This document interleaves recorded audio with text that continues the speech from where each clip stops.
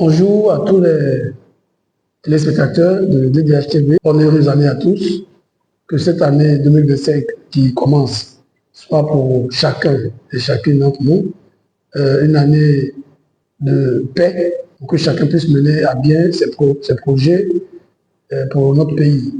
Je souhaite aussi à notre pays de passer une très belle année, même si c'est une année électorale tranquille, apaisée, et à tous les acteurs de la société civile, tous les acteurs politiques, économiques, sociaux, culturels de notre pays, que chacun puisse travailler à la grandeur de notre pays. En tout cas, c'est tout le mal que je souhaite pour chacune et chacun. Je voulais profiter donc de ce temps d'antenne pour remercier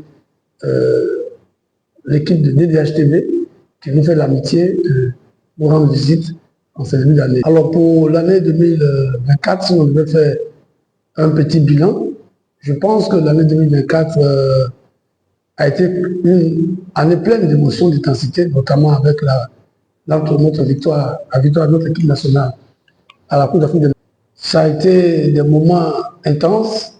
Nous avons commencé difficilement, mais nous avons vu que chaque fois qu'il y a la volonté, chaque fois qu'il y a la cohésion, la détermination, on y arrive. Et je voulais féliciter à mon même niveau toute l'équipe nationale de Côte d'Ivoire, les encadreurs, surtout les joueurs, dont certainement sont arrivés blessés et qui se sont engagés, sont restés aux côtés de leurs coéquipiers pour nous offrir cette belle victoire qui nous a donné notre 3e étoile. En tout cas, félicitations à tous, félicitations à la Fédération du football, félicitations au COCAN pour l'organisation, félicitations à l'État de Côte d'Ivoire. Le monde entier a découvert des infrastructures de qualité mondiale et en tant qu'Ivoirien, je vous assure que personnellement, j'en ai tiré une grande fierté. Je voudrais saluer donc tous nos compatriotes pour la mobilisation, le soutien dont ils ont fait preuve et la solidarité, parce que nous avons vraiment besoin de solidarité. Passer ces moments inoubliables de la CAF, 2024 a été une année, on aurait dit, normale, avec des hauts et des bas. Malheureusement, on continue à enregistrer beaucoup d'accidents sur nos routes.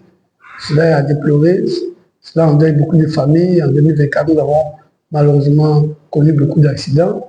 Je vais exprimer toute ma solidarité à toutes les familles qui ont connu des êtres chers dans ces accidents et continuer de soutenir les autorités qui font la sensibilisation sur la sécurité routière.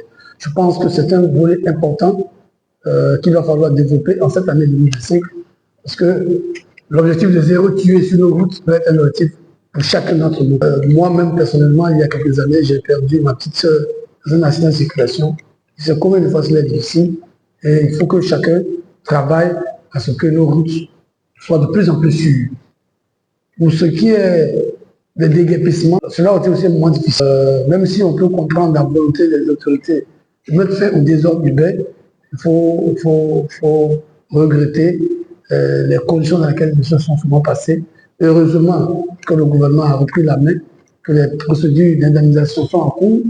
Il faut espérer simplement que, au cours de cette année, ces procédures aillent à leur terme, que ces familles retrouvent des toits décents, un cadre de vie décent, parce que chaque Ivoirien, chaque habitant de notre pays a droit à un cadre de vie décent. Ceci dit, pour 2025, nous souhaitons une année paisible, que chacun d'entre nous continue de travailler à la cohésion sociale, à la réconciliation nationale, à la paix, parce que sans paix, sans solidarité, nous ne pouvons pas atteindre nos objectifs. Il est important que notre pays, à l'entame de cette année électorale, réunisse les conditions pour que les élections se passent en toute tranquillité, en toute transparence. Et nous, acteurs des médias, nous avons la responsabilité de faire en sorte que le débat soit à la hauteur des enjeux et des espoirs de nos compatriotes. C'est ça que nous attendons de tous les médias. Il faut que les médias soient ouverts, puissent permettre aux acteurs politiques, à ceux qui veulent briguer la majorité suprême de notre pays, de faire connaître leurs projets, de faire connaître leurs idées, pour que le débat soit ouvert. En tout cas, je veux que je formule qu'on ait un débat ouvert. Moi, je dis toujours, le débat peut être parfois vif. Je préfère le débat vif aux armes. Parce qu'on a vu les limites des armes. Malheureusement, quand les armes font irruption dans l'espace citoyen, dans le débat public, malheureusement, ce sont toujours les plus médiocres qui sont en première ligne. Donc, il faut espérer que le débat en Côte d'Ivoire soit un vrai débat contradictoire, que chacun puisse faire connaître son projet pour notre pays, pour les générations à venir. Les défis sont connus. Les défis sont connus. La lutte contre la pauvreté, la lutte contre le chômage, la sécurité à nos frontières.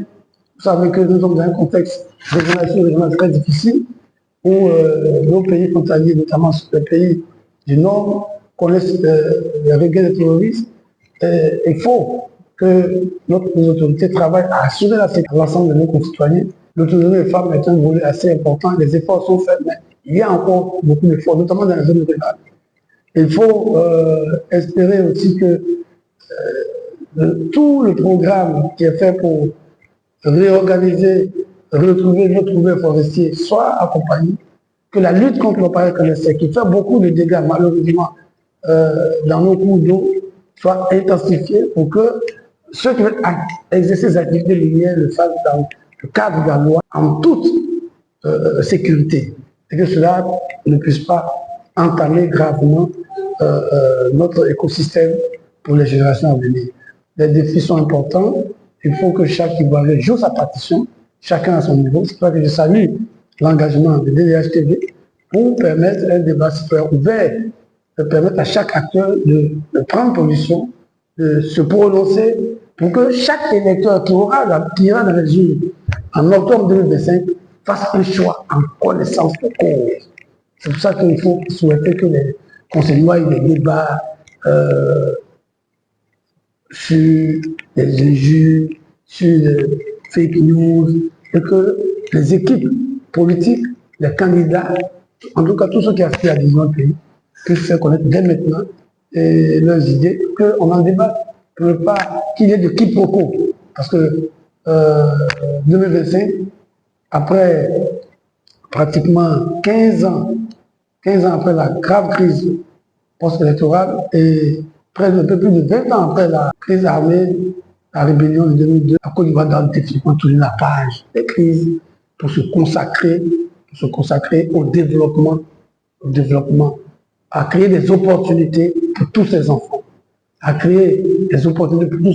depuis les plus jeunes, à travers l'école. Il faut que l'école soit accessible à tous les enfants de ce pays. Il faut que la santé soit accessible à tous les enfants de ce pays. Il faut saluer les efforts qui sont déjà faits par le gouvernement pour la vulgarisation, la généralisation de la CMU. Mais ces efforts doivent être les efforts de chacun d'entre nous pour que la couverture maladie universelle soit universelle pour tous ceux qui vivent en Côte d'Ivoire. Il faut que l'éducation, on n'en a jamais parlé, de l'école primaire jusqu'à l'enseignement supérieur, on a constaté ces derniers la création de beaucoup d'universités. C'est une bonne chose, mais il y a encore des efforts à faire. Parce que malheureusement, la démographie ne fait que croître et les besoins en formation de qualité sont énormes. Il y a aussi la question de nos parents producteurs qui continuent de se battre pour améliorer leurs revenus. Il y a des efforts qui ont été faits, mais au regard du prix à l'international, on peut souhaiter, on peut demander des efforts encore au gouvernement parce que, comme on le dit, notre pays, beaucoup de familles dépendent du cacao, du café. Et je voudrais profiter aussi de ce temps d'antenne pour lancer un appel au Conseil Café Cacao. Moi, je suis originaire d'une région, l'ouest du pays, de Danané, où malheureusement, faute de pistes rurales praticables, notre cacao fuit vers la Guinée et le Libéria. C'est un problème que nous devons, et je vous fais l'avocat de mes parents, qui souhaitent que le Conseil Cacao, qui en a les moyens, puisse aider à reprofiler les routes, de sorte à ce que notre cacao ne puisse pas fuir vers la Guinée et le Libéria. Voilà quelques sujets que je voulais partager avec vous en tant que citoyen ivoirien, en tant qu'acteur des médias, en tant que patron de médias, pour que cette année 2026 soit une année de plein épanouissement pour chacun d'entre nous, que le débat électoral que nous souhaitons tous soit un débat franc, clair, même s'il peut être intense, pour que chacun puisse se déterminer. Il faut que les Ivoiriens aillent voter. C'est très important. Nous avons fini la phase d'enrôlement. Nous attendons que la Commission électorale indépendante, dans les prochaines semaines, prochains mois, prochaines semaines, continue le processus d'édition de la liste électorale, que cette liste électorale soit la plus inclusive possible pour que nous ayons des élections qui donnent aux vainqueurs toute la légitimité et que la Côte d'Ivoire continue son chemin vers le progrès économique, social et culturel. En tout cas, bonne année à tous et que Dieu nous garde.